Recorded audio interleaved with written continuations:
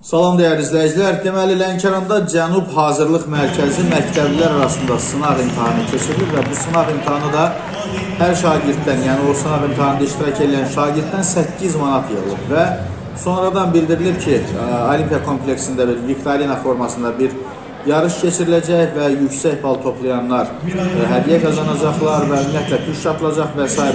və valideynlərin əksəriyyəti bundan narazıdır, görüntülərdə görürsünüz və söhbət nədən gelir? Deməli, əvvəla maraqlıdır ki, bu hazırlıq kursunu məktəblərdə necə satıb, oranın təhsil şöbəsi, təhsil sektoru hara baxır. İkincisi, bu qurum bu sınaq imtahanını keçirərkən hansısa rəsmi qurumlarla bunu nətər deyərlər, məsləhətləşibmi, hansısa rəsmi qurumlardan icazə alıbmı, bu iki.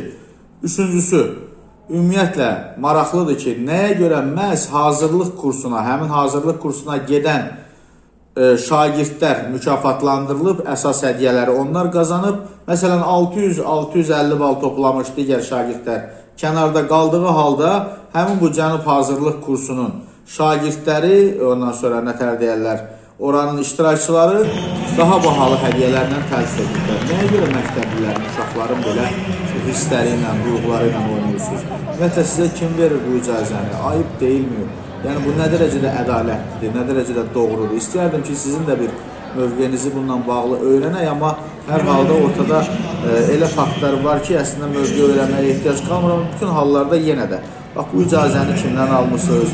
Bundan sonra bax, Cənub bölgəsinin təhsilinə cavabdeh şəxslər cavab versin ki, görə hər bir hazırlıq kursu gəlib məktəbdə 8 manatdan onu sata bilərmi və s. və ilaxır. Bax, bu cavabları sizdən gözləyirəm.